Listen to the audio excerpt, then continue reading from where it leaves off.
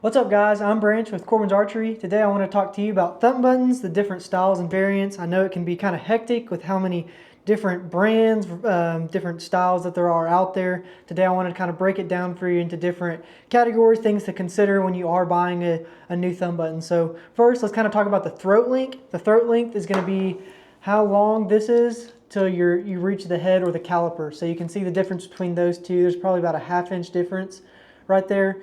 So what that means is, like, for something like this, it's going to sit, that D-loop will end, up here, while with something like this, that D-loop will end back here.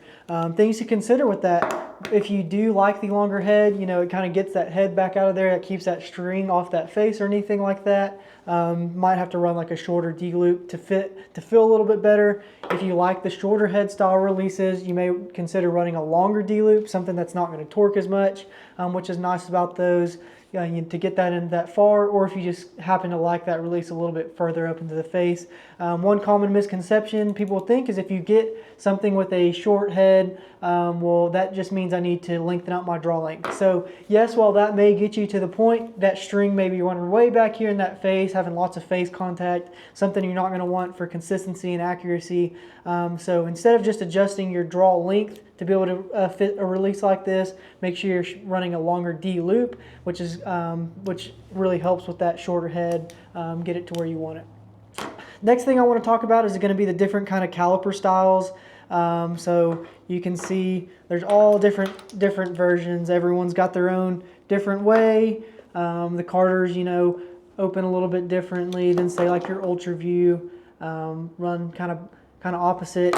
Even this one opens on the opposite. This one opens towards your face, while all these others are going to open away from your face. So that's something to consider when getting a new release. So if you already have a different release and you want something to be a little bit more similar, consider running one that opens the same way as your other release. If you want a little bit more consistency, changes it just slightly, nothing major, but pretty cool. Now it's going to kind of go into the calipers, is going to be the crispness and the sound of the release. Ultra View makes a really crisp release. It's still going to be super quiet, not the quietest that I've got right here, but I'll bring it up so you can hear it. So this one's going to be all around really quiet, really crisp. Really like the Ultra View, super nice. This is going to be the Carter 2 symbol. I will say this is one of my favorite releases to shoot. It's super just clean. I love the way this release breaks, but it is the loudest one I've got right here.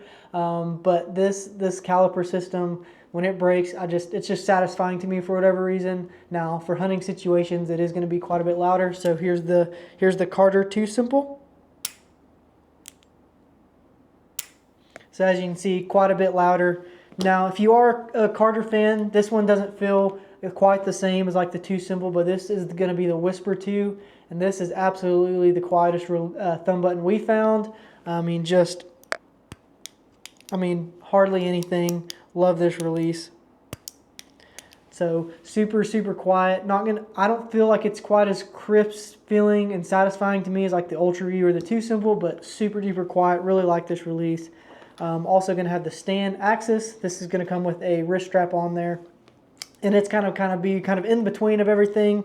A little bit louder, but breaks really nice. So that's going to be the stand. The Onyx is going to be pretty similar to that in terms of feel and everything like that, but really like the stands. Ultra View, Carter, lots of really good options in terms of thumb button. But the sound, the crispness, said that twice, are going to be something to consider when buying a new release. How you like that, what feels best to you, your situation. So like if I'm just hunting, doing target, I don't mind running a Carter 2 simple or something with the same caliper style, because to me it breaks good. I feel like I shoot really well with it.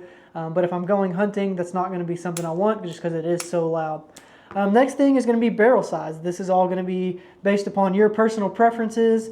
You can see I've got all kinds of different barrel sizes here, from small, medium, large. I would say that the Ultra View is going to be a bigger one. I've got it thrown on this 2 simple, just messing around with it. I'm not a big fan of the big one, the big barrel. It just doesn't quite feel good to me. It's all definitely personal preference. For me, I really like the Carter thumb buttons. feel like those fit my hand really, really well. They're just going to be kind of dimpled in there. As you can see how rough this one is. It really does catch your hand, your thumb really well. And then like your stand, you've got a really small one. Now they send some different options so you can run different sizes if you want, which is nice with like the stand, onyx and whatnot. Now the axis just going to come with what it comes with, but it wraps around nice, feels good as well.